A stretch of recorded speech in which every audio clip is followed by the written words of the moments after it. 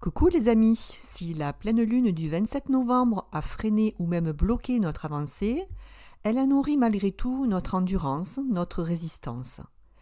Il y a eu aussi des faux pas accompagnés de moments d'illumination pour certains, avec à la clé les solutions. Certes, nous naviguons à vue, mais si nous savons nous relier, nous unir, alors ensemble nous sommes capables dans le partage d'éviter les écueils. Et pour finir avec la synthèse de ces derniers jours, la loyauté, le sens de l'honneur se sont manifestés aussi avec de belles attitudes justes. J'ai vraiment l'impression de me répéter avec les mêmes termes qui reviennent ces derniers temps, comme union, partage, endurance, justice, mais soyez-en sûrs, ce sont les clés à notre avancement. Je me présente à vous, nouveaux abonnés, je suis Gabrielle, astrologue, cartomancienne et numérologue. Afin de référencer la chaîne, je vous invite à vous abonner, partager la vidéo et cliquer sur le pouce en l'air pour liker la vidéo. Je vous en remercie toutes et tous infiniment. La dernière nouvelle lune de l'année aura lieu le 12 décembre 2023 à 23h32 heure de Greenwich. Une nouvelle lune qui entame donc un mois lunaire entre l'année 2023 et l'année 2024. Elle achèvera donc ce cycle annuel 2023 et donc devrait nous permettre de clôturer une situation. Nous verrons dans l'analyse des transits comment nous pourrons le faire.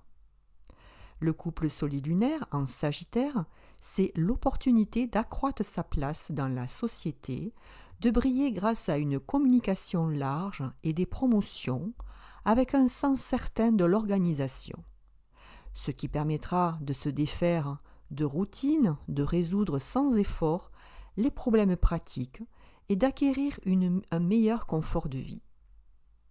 Or, la conjonction Soleil-Lune est en carré à Neptune, ce qui retire tout sens critique, toute aptitude à envisager les complications de l'existence. Bref, nous manquons d'objectivité par manque de clarté. Une brume voile nos buts. Suite à cela, il pourra s'installer des inquiétudes non justifiées. Nous ne vocalisons pas, nous ressentons. Nous pourrions avoir des peurs, des malaises inexplicables. Pour certains, c'est un manque de volonté. Pour d'autres, ce peut être des erreurs qui mettent à mal la stabilité de notre existence. Le transit poussé à l'extrême pourrait voir certains d'entre nous adopter des postures de fuite au travers de paradis artificiels comme l'alcool, la drogue, ou bien des élans mystiques des passions aveugles. D'autant que le quinconce à Uranus pourrait déclencher là un événement impromptu qui tend la situation et nous amène à rechercher à l'intérieur de nous le moyen de se dépasser pour épurer, corriger de mauvaises habitudes. Le sesquicari à Jupiter va lui aussi nous défier dans une certaine tension pour nous inciter à agir pour un réel changement. Par chance là encore dans ce thème, le manque saturnien des transits que je viens de citer, c'est-à-dire le manque de structuration, de rigueur, de contrôle, de recul critique, pourra être compensé par l'excellent trigone de Vénus à Saturne et du sextile de Jupiter à Saturne. Faisons le choix de l'amour, d'une relation stable à long terme. Nous serons mobilisés sur le plan affectif avec une remise en question mais constructrice de nos relations. Il n'y a pas de place pour la routine ici, nous sommes en recherche à la découverte de nouveaux sentiments. Ce sera accompagné, épaulé par une stabilité matérielle, une vie pratique bien organisée et là aussi une bonne intégration sociale avec de possibles promotions. Dans ce thème se dessine un modèle bol avec une Vénus en planète incisive, donc un rôle très important attribué à cette planète. Or, Vénus en Scorpion, donc en exil, n'est pas une position facile, occasionnant des crises affectives, des passions dévorantes, d'autant que la planète est opposée à Jupiter avec la possibilité de s'être fait manipuler dans des contrats. Les apparences sont trompeuses sous ce transit, les codes biaisés, préférez une mise à distance, un éloignement de ces personnes. Vous déciderez de poser un acte légal, de vous engager ou vous désengager au moment de la reprise de la marche directe de Jupiter qui aura lieu en début d'année 2024. À ce moment-là, les actes seront porteurs de réussite. D'autant que le sesquicarré de Vénus à Neptune amène un combat entre sentiment et pressentiment. Alors que nous aimerions agir, changer ce transit, empêche un choix en installant le doute. Alors attendons le début de l'année, les choses seront beaucoup plus claires. En attendant, profitons du sextile Vénus-Mercure qui facilite notre communication dans notre vie affective. Une communication réfléchie, pleine de bon sens, constructrice et sélective. Là, on ne parle pas pour ne rien dire. Vénus régissant aussi le domaine financier, nous pouvons appliquer les transits à Vénus que je viens d'analyser à ce domaine-là.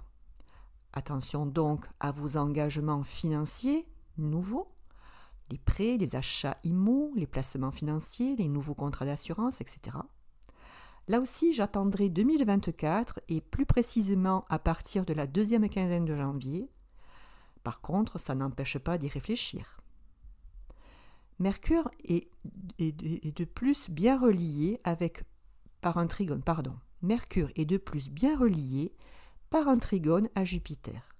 Là encore, notre curiosité, nos idées, nos déplacements, notre communication nous permettent de nous engager dans des responsabilités et d'assouvir notre besoin de liberté. Les opportunités se présentent et elles trouveront un cadre en 2024 dans un but de long terme avec une structure. En attendant, Jupiter en carré à Pluton met sur notre chemin des intrigues, des manipulations, des paroles mensongères, la calomnie. Il est donc nécessaire d'user de diplomatie, de tolérance et ne pas rentrer dans des stratégies troubles. Soyons sages, soyons des sages. En conclusion, un mois lunaire qui nous mène au bord du précipice et réclame un dépassement de soi. Il nous faut choisir l'éloignement, le lâcher-prise et non la fuite ou la cassure face à des situations ou des personnes aux mauvaises intentions. Choisissons ainsi de rester centrés sur nous en harmonie avec notre intériorité. La régénération entamée depuis des mois continue à tous les niveaux, relationnels, personnels, spirituels, financiers, et touche à sa fin.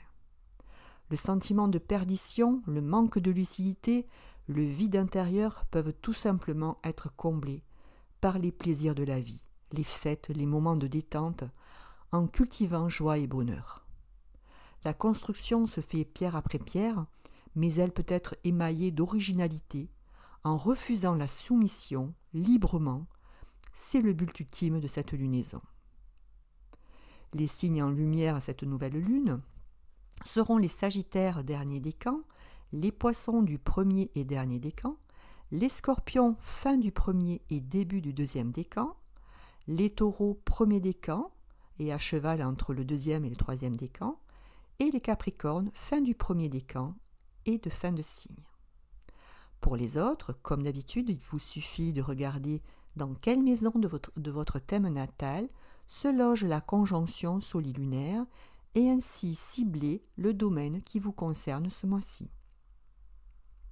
En numérologie, lorsqu'on ajoute tous les chiffres pour le 12 décembre 2023, soit 1 plus 2 plus 1 plus 2 plus 2 plus 2 plus 3, on obtient 13 et 4 en résultat final.